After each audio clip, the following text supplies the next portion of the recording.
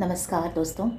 आज का वीडियो अचानक ही बना रही हूँ। हालांकि ऐसा कुछ सोचा नहीं था इस बारे में, लेकिन एक जातक का प्रश्न आया है तो उसी से संबंधित आज का वीडियो। बच्चों के एग्ज़ाम्स का समय है और उसी से संबंधित तो 2-3 बातें मैं आपके साथ शेयर करूँगी कि बच्चों की एग्ज़ाम्स आने वाली होती हैं तो पेरेंट्स को टेंशन होने लगता है कि पता नहीं वो कैसे परफॉर्म करेंगे। हालांकि सब कुछ बहुत अच्छा चल रहा होता है, बच्चों की पढ़ाई और कोचिंग और उनका खुद का कामकाज भी पेरेंट्स का।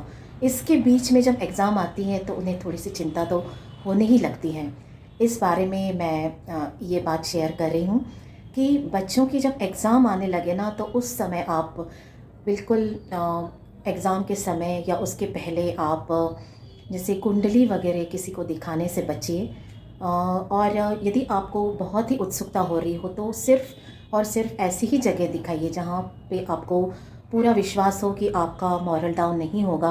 जो भी बातें आप उसके बाद सुनेंगी कि जो भी आपको मार्गदर्शन देने वाले हैं कुंडली देख के, इस बात का आप ज़रूर ध्यान रखिएगा, क्योंकि आज का जो क्वेश्चन था उसी से संबंधित था और मुझे लगा कि ये बहुत सारे पेरेंट्स की भी चिंता होगी।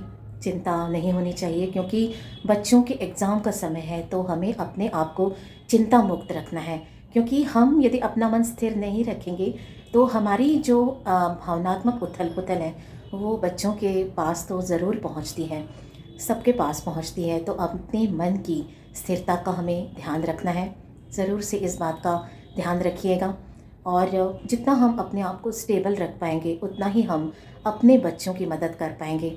क्योंकि हम अपने बच्चों की पढ़ाई में मदद नहीं कर रहे हैं, हम उन्हें फाइनेंशियल सपोर्ट कर रहे हैं, हम उन्हें एक सपोर्ट सिस्टम दे रहे हैं जिसमें कि वो बहुत अच्छी तरह से पढ़ सकें, आगे बढ़ सकें।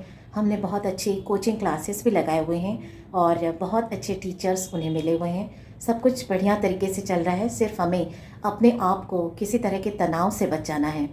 और ये समय होता है, मैं समझ सकती हूँ कि पेरेंट्स के लिए जब दबाव का समय होता है, जब बच्चों के एग्ज़ाम्स आते हैं तो उस समय आप अपनी स्थिरता की ओर ज़रूर ध्यान दीजिएगा। और इसके बहुत सारे तरीके हैं।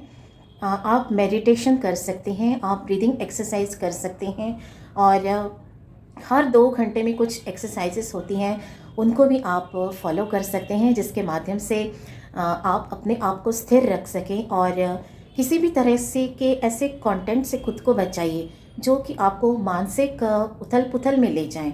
इस बात का आपको ज़रूर से ध्यान रखना है।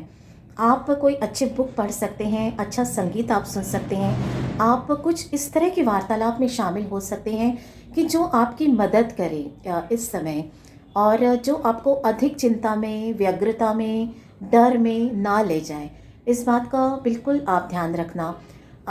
और मेरे क्लाइंट्स पूछते हैं कि यानी हर सिचुएशन में ही क्या किया जा सकता है, तो वो बहुत सी टेक्निक्स होती हैं और माइंड साइंस हमें बताता है कि हम जिस तरह के विचार अपने मन को देंगे उसी तरह के विचार हम स्प्रेड करेंगे। और जैसा कि आज के वीडियो का विषय है कि हम अपने बच्चों को भी, यदि हमने अपने मन में डर पाला हुआ है तो हम डर को प्रेषित करते हैं, तनाव को हमने रखा हुआ है किसी भी वजह से।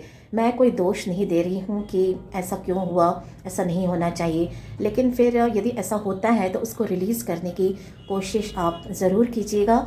ये हमारे लिए और बच्चों के लिए, दोनों के लिए ही बहुत अच्छा फ़ायदेमंद साबित होगा। इसके अलावा और भी बहुत सी टेक्निक्स होती हैं खुद को स्टेबल रखने के लिए, स्थिर रखने के लिए। डेली प्रैक्टिसेस भी होती हैं, बहुत कुछ किया जा सकता है। तो आप इस बात का ध्यान ज़रूर रखना।